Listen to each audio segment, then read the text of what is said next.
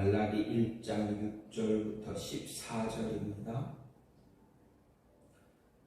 내 이름을 멸시하는 제사장들아, 나 만군의 여호와가 너희에게 이르기를 아들은 그 아비를, 종은 그 주인을 공경하나니 내가 아버지일진데 나를 공경함이 어디 있느냐? 내가 주인일진데 나를 두려워함이 어디 있느냐? 하나 너희는 이르기를 우리가 어떻게 주의 이름을 멸시하였나이까 하는도다. 너희가 더러운 떡을 나의 제단에 드리고도 말하기를 우리가 어떻게 주를 더럽게 하였나이까 하는도다. 이는 너희가 여호와의 식탁은 경멸히 여길 것이라 말하기 때문이라. 만군의 여호와가 이르노라, 너희가 눈먼 희생제물을 바치는 것이 어찌 악하지 아니하며 저는 것 병든 것을 드리는 것이 어찌 악하지 아니하냐? 이제 그것을 너희 총독에게 드려보라. 그가 너를 기뻐하겠으며 너를 받아주겠느냐? 만군의 여호와가 이르노라, 너희는 나 하나님께 은혜를 구하면서 우리를 불쌍히 여기소서 하여 보라. 너희가 이같이 행하였으니 내가 너희 중 하나인들 받겠느냐? 만군의 여호와가 이르노라, 너희가 내 제단 위에 헛되이 불사르지 못하게 하기 위하여 너희 중에 성전문을 닫을 자가 있었으면 좋겠도다. 내가 너희를 기뻐하지 아니하며 너희가 손으로 드리는 것을 받지도 아니하리라. 만군의 여호와가 이르노라, 해 뜨는 곳에서부터 해 지는 곳까지의 이방 민족 중에서 내 이름이 크게 될 것이라. 각처에서 내 이름을 위하여 분향하며 깨끗한 제물을 드리리니 이는 내 이름이 이방 민족 중에서 크게 될 것임이니라.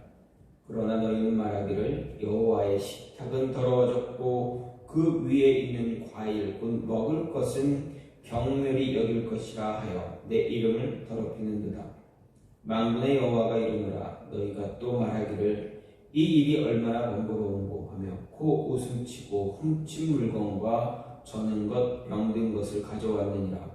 너희가 이같이 봉헌물을 가져오니 내가 그것을 너희 손에서 받겠느냐? 이는 여호와의 말이니라. 짐승떼 가운데 수컷이 있거늘 그 서원하는 일에 흠 있는 것으로 속여 내게 드리는 자는 저주를 받으리니 나는 큰 임금이요 내 이름은 이방 민족 중에서 두려워하는 것이 됨이니라. 만군의 여호와의 말이니라. 아멘. 오늘 말씀 말라기 1장 6절부터 14절 말씀입니다. 오늘 말씀은 말라기에 나오는 6개의 예언들 가운데 두 번째 예언입니다. 첫 번째 예언은 두 번째부터 여섯 번째 예언에 나오는 어떤 서론적인 역할을 합니다. 그런 모습으로 이스라엘에 대한 하나님의 무조건적 선택적 사랑에 대한 이야기와 에돔에 대한 하나님의 심판으로 말미암아 이스라엘 지경을 초월하는 하나님의 주권에 대해 인정할 것을 예언했습니다.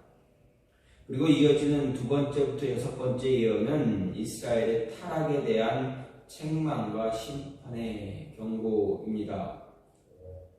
한편 두 번째부터 여섯 번째는 두 부분으로 구분할 수 있는데, 첫 번째는 두 번째 예언이 됩니다. 즉 예언이 타락한 제사장들을 향한 책망과 경고에 관한 것이고, 후반부인 세 번째부터 여섯 번째 예언은 타락한 백성을 향한 책망과 심판에 관한 경고입니다. 이런 모습에서 오늘 본문은 부정한 제물로 여호와를 모독하는 그 타락한 제사장들을 향해 책망하는 경고로 이제 두 번째 예언의 전반부에 해당하는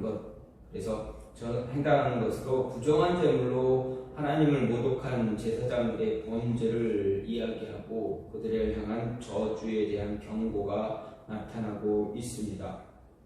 이런 모습으로 오늘 말씀을 좀 나눠서 보게 되면, 먼저 6절은 제사장들이 여호와 하나님을 멸시하는 관행과 영적인 무감각에 관해서 지적을 합니다. 여기서 하나님은 먼저 아들은 아버지를, 종은 주인을 공경하지만 제사장들은 그들의 아버지와 주인 되시는 하나님을 공경하지도 두려워하지도 않고 있다 이야기합니다. 그리고 우리가 어떻게 주의 이름을 멸시했습니까? 라고 하는 그들의 말을 인용하면서 그들이 하나님을 경외하지 않고 멸시할 뿐만 아니라 자신들이 저지르는 악이 무엇인지조차도 깨닫지 못하는 그런 무감각한 모습에 붙잡혀 있다라는 것을 이야기합니다. 제사장들은 하나님께서 자신을 섬기도록 하기 위해 특별하게 구별해서 세운 사람들입니다. 따라서 하나님은 그들의 아버지이고 주인이고 제사장들은 마땅히 하나님을 경외하면서 섬기고 백성들에게 하나님을 경외하도록 가르쳐야만 했습니다.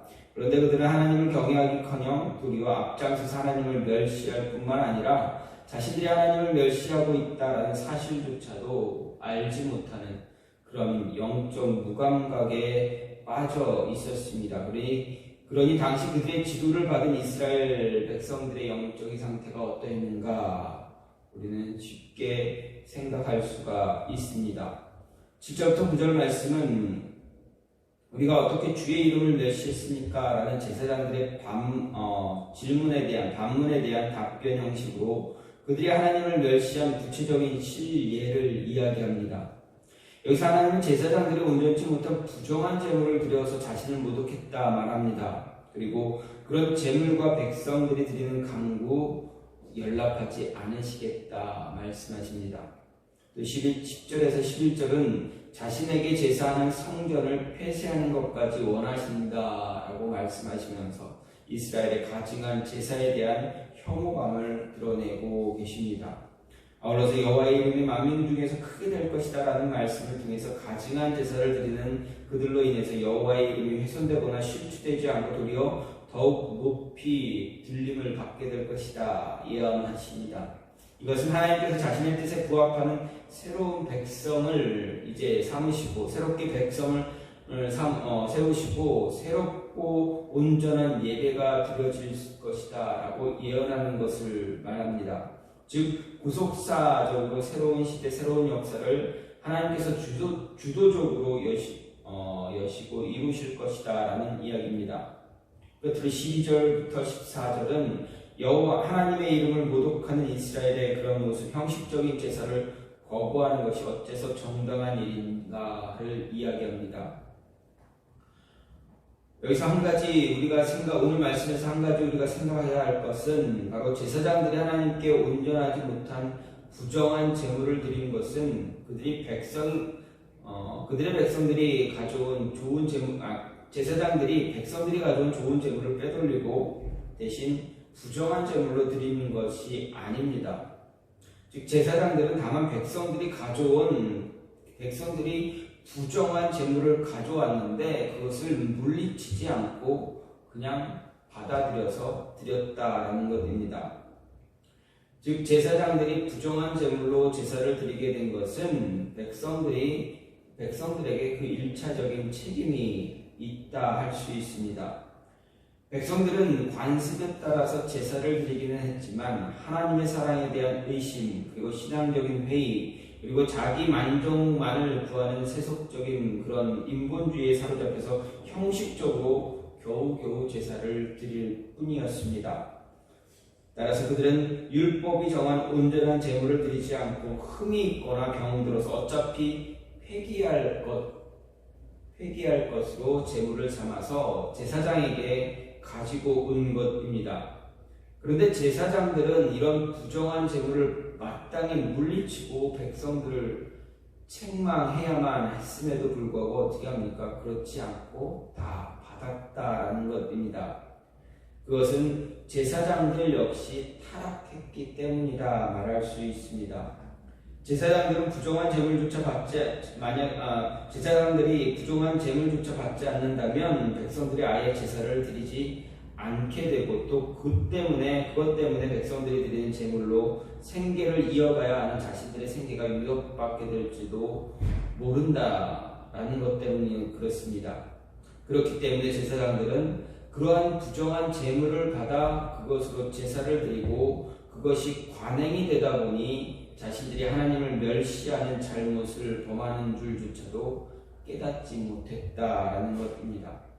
이 말을 다시 다르게 해석 이야기해 본다면 제사장들이 백성들이 이렇게라도 제사를 드리는 것이 낫다라고 생각할 수가 있습니다.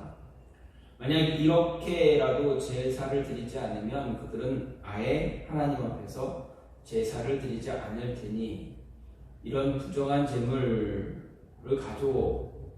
가져왔을지라도 제사를 드리면 그들에게 더 낫지 않을까 생각했다라는 것입니다. 그런데 생각해 보십시오. 하나님께서 과연 그러한 제사들을 원하시는가라는 것입니다.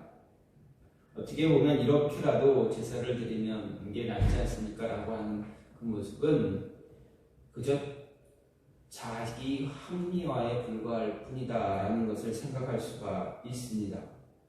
다른 말로 하면 이렇게라도 예배를 드리는 것이 낫지 않습니까? 라고 하는 그 모습은 자신이 예배 드리는 것에 대한 합리화 시키기 위해서다라는 것입니다. 이런 오늘 말씀은 하나님을 향한 믿음과 하나님을 향한 사랑을 상실한 다수의 백성들과 제사장들의 모습을 이야기 고발하는 것입니다. 그리고 우리들에게도 큰 경고를 주고 있습니다. 우리가 하나님에 대한 믿음과 사랑에 대한 하나님의 사랑에 대한 확신을 상실하게 되면 하나님을 예배한다 할지라도 그것으로 말미암아 도리어 하나님을 모독하는 그런 죄를 범할 수 있다라는 것입니다. 좀 전에 말씀드렸듯이 이렇게라도 예배를 드리는 것이 낫지 않는가 라고 우리는 생각할 수 있지만 하나님은 그것을 그렇게 예배 드리는 것을 원치 않으신다라는 것입니다.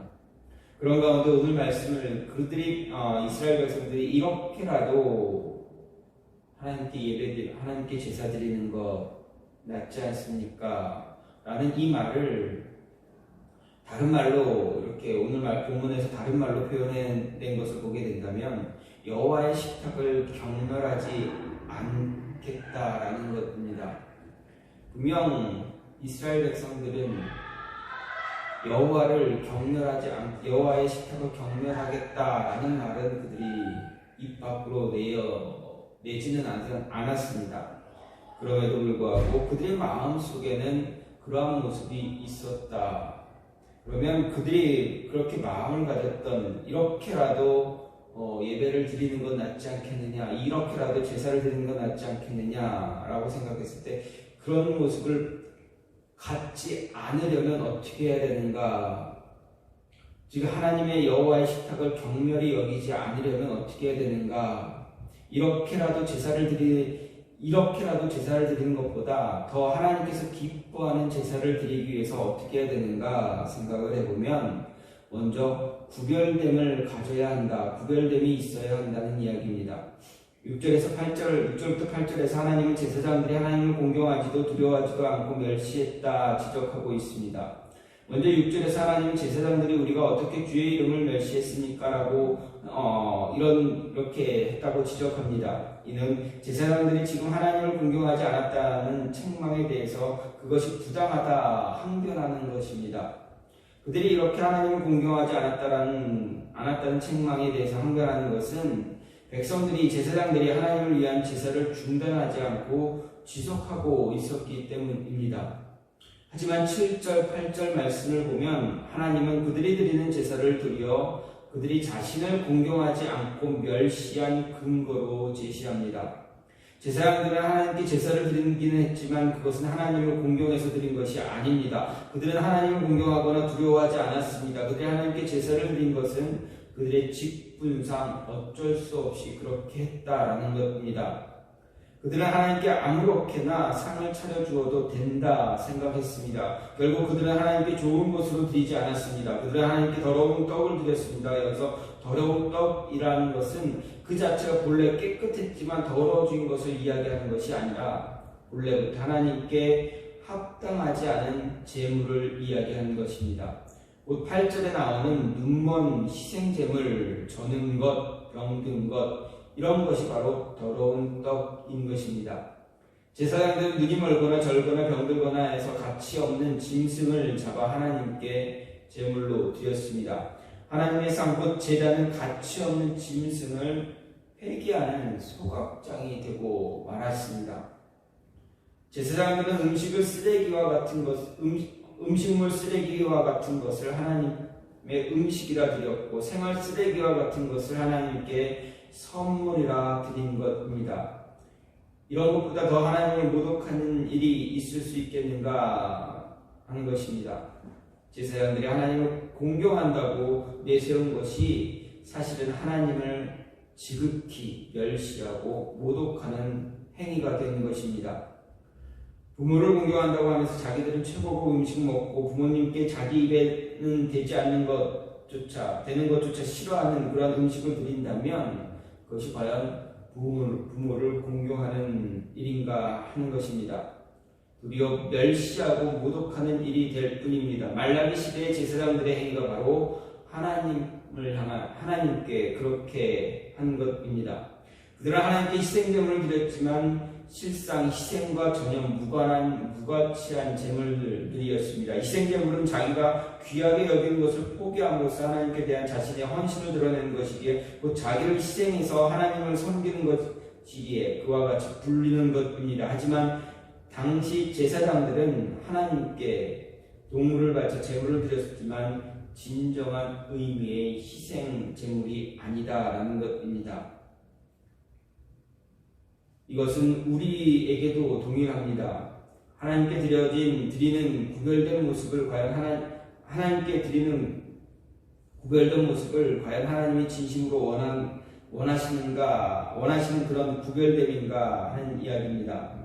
하나님이 받을 만한 구별됨 헌신인가 하는 것입니다. 정말 하나님을 공경한다면, 하나님을 경외한다면 우리 자신부터 철저하게 구별되어져야 합니다. 그래서 하나님께 가장 귀한 것을 드릴 수 있는 자신을 희생시켜서 진정한 구별된 모습을 드릴 수 있어야 합니다. 하나님께서 온전한 제물을 요구하시는 것, 하나님께서 욕심쟁이여서 그런 것이 아닙니다. 좋은 것만 원해서 그런 것이 아닙니다. 바로 온전한 것을 통해서 우리의 내면을 먼저 보시기를 원하신다라는 것입니다. 그렇기에 하나님이 가장 기뻐하는 것, 진심 어린 구별됨이 있는 것, 자신을 희생시키면서까지 구별되는 것, 모든 것 다 포기하며 순종할 수 있는 구별됨을 가지는 것을 보기를 원하시는 것입니다. 그래서 우리는 온전한 구별됨을 하나님 앞에서 가질 수 있어야 합니다. 또 한 가지 번거롭다 생각하지 말아야 합니다. 13절 말씀을 보면 말라기 선지자가 활동할 당시 제사에 임하는 이스라엘 백성들의 마음 상태를 볼 수가 있습니다. 하나님께서 인용하신 말씀에 의하면 그들은 이 일이 얼마나 번거로운 거라고 노골적으로 표현하고 있습니다. 여기서 이 일이 무엇입니까? 바로 하나님께 드리는 제사를 이야기합니다. 아울러 번거롭다라고 해당하는 표현은 어렵고 고통스럽다라는 그러한 표현입니다. 즉 이스라엘 백성들은 하나님께 드리는 제사가 어렵고 고통스러운 일이 되어버렸습니다. 귀찮고 실증이 나는 일로 여기면서 마지못해 할 수 없이 그 일을 행하고 있다라는 것입니다. 하나님에 대한 제사는 이스라엘의 법이었던 율법의 요구입니다. 하나님께서 직접 명령하신 것입니다. 그렇기에 그들은 제사 자체를 중단하려는 시도는 차마 하지 못했습니다. 하지만 그들에게 있어 하나님께 드리는 제사는 아무리 수고해도 무가치한 일, 그래서 어렵고 고통스럽기만 한 일로 여겨질 뿐이었습니다. 이들이 제사를 이렇게 번거로운 것으로 여긴 것은 하나님을 향한 신앙을 상실했기 때문에 그렇습니다. 하나님을 향한 사랑이 철저하게 식어버렸기 때문에 그렇습니다. 사실 하나님을 믿지 않고 사랑하지 않는 사람들에게 있어 하나님께 드리는 제사는 정말 번거로운 일이 아닐 수가 없습니다. 율법이 요구하는 제사는 그 종류가 정말 다양하고 절차도 복잡합니다. 하나님을 믿지도 사랑하지도 않는 사람들이 그런 제사를 빠지지 않고 다 드려야 한다고 생각해 보십시오. 그야말로 그것은 고통입니다. 하기 싫은 일을 하는 것처럼 힘들고 고통스러운 일도 없습니다. 그런 제사는 경제적인 부담도 만만치 않습니다. 그래서 이스라엘 백성들에게 하나님께 드리는 제사는 더 번거롭고 고통스러운 일이었습니다. 그런데 이렇게 말라기 시대 이스라엘 백성들이 하나님께 드리는 제사를 번거로워하며 형식적으로 제사를 드린 것은 하나님을 신뢰하지도 사랑하지도 않았기 때문입니다. 하지만 물론 그들이 그처럼 완악한 태도로 하나님을 대하는 것 아니었습니다. 성경 역사를 보면, 이스라엘 역사를 보면 어떻습니까? 그들은 바벨론 포로에서 해방될 때 어떻게 합니까? 바벨론 땅에서 일궈 놓았던 모든 삶의 기반을 다 포기하고 하나님 백성의 공동체를 다시 재건하기 위해서 귀한 행렬에 자발적으로 참여한 사람들이었습니다. 그들은 그날에 하나님을 찬양했고 하나님이 이루실 더 크고 영광스러운 역사를 소망했고 뜨거운 가슴과 열정을 가지고 우여곡절을 겪기는 했지만 하나님의 성전을 재건하고 성벽 가지고 재건하는 그러한 역사를 이루어내기도 했습니다. 하지만 언제부턴가 그들은 이런 하나님의 구원과 그에 담은 은혜에 대한 감격을 잃어버리기 시작했습니다. 마침내 하나님께 드린 제사까지도 번거롭고 귀찮은 것으로 여겨버리는 사태까지 되었습니다. 이런 과거 이스라엘의 역사를 통해서 돌아볼 수 있는 것, 우리 역시 하나님께서 우리에게 베푸신 놀라운 구원의 은혜에 대한 감격을 잃게 된다면 하나님께 예배하는 것조차 번거롭게 여기고 형식적인 신앙에 빠질 수밖에 없다라는 것입니다. 구원의 은혜에 대한 감격을 잃어버리면 예배를 드릴 수가 없습니다. 그런 감격을 잃어버린 사람 예배에 참석할 수는 있습니다. 하지만 그 참석하는 그 예배는 그에게 아무런 도움이 되지 않습니다. 무의미하고 무가치하고 그저 고된 노동이 될 뿐입니다. 귀찮은 것으로 여겨지게 됩니다. 남들 다 쉴 때 교회와 예배드리고 봉사하는 이 모든 것이 그저 고통스러울 뿐입니다. 하나님의 일은 그런 그 자체의 기쁨과 위로와 축복이 있는 복된 것이지만 하나님을 향한 열정과 사랑이 식어버리면 그 사람에게는 모든 것이 다 고통스러운 일이 되어버릴 뿐입니다.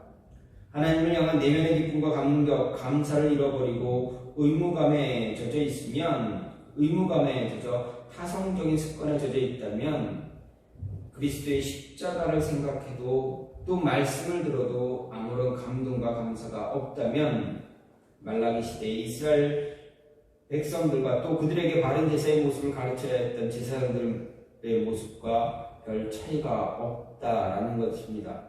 그때나 지금이나 똑같이 하나님의 경고만 있게 될 뿐입니다. 하나님을 만나는 시간을 번거롭다 여기지 않아야 합니다. 하나님을 만나는 시간을 더 간절히 바라고 원하는 그런 시간이 되어져야 한다라는 것입니다. 하나님의 식탁을, 여호와의 식탁을 격렬히 여기지 않으려면, 하나님께 은혜를 받기를 간절히 소망한다면, 하나님과 함께하길 원한다면 하나님을 만나는 시간을 더 간절히 바라고 원해야 하는 것입니다. 그리고 진심을 다해야 합니다.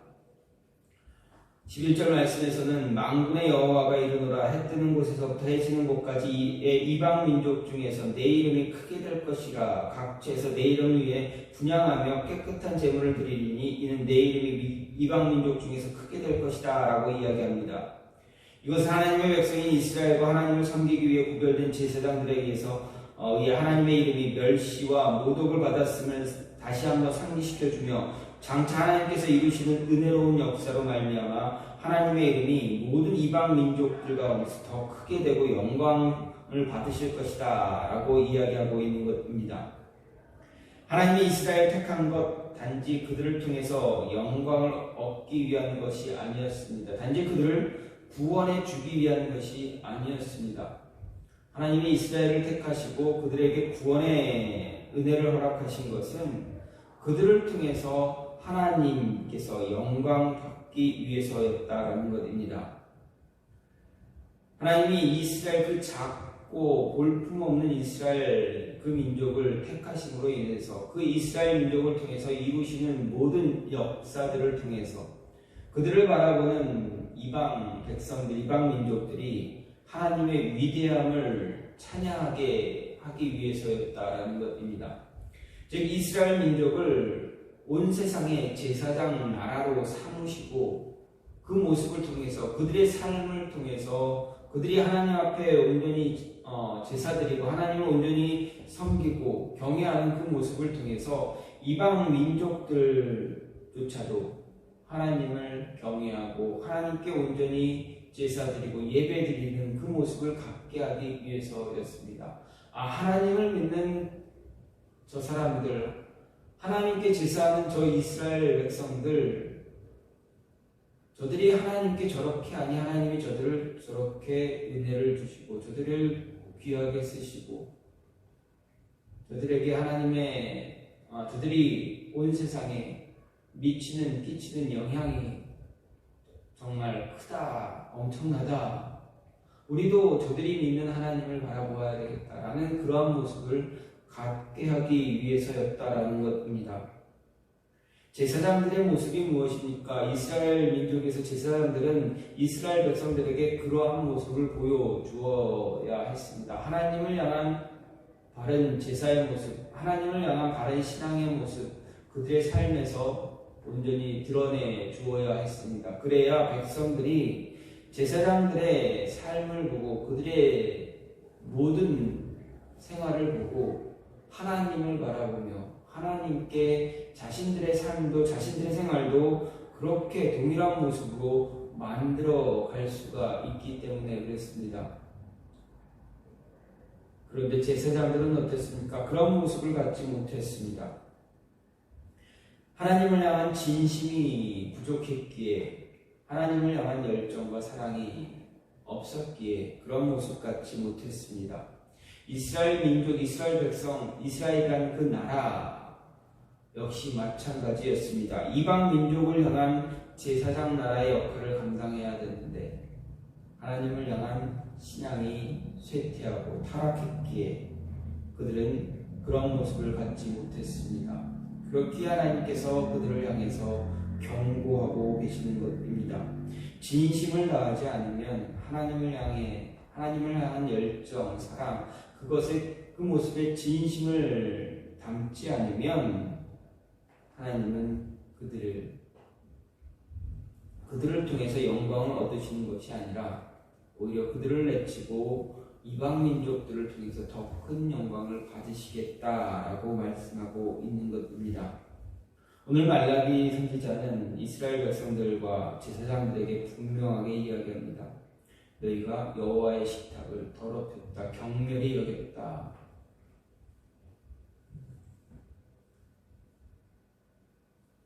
그러면 너희가 이스라엘 백성들이 하나님의 여호와의 식탁을 경멸히 여기지 않으려면 어떻게 해야 되는가라는 것을 또한 생각하게 합니다.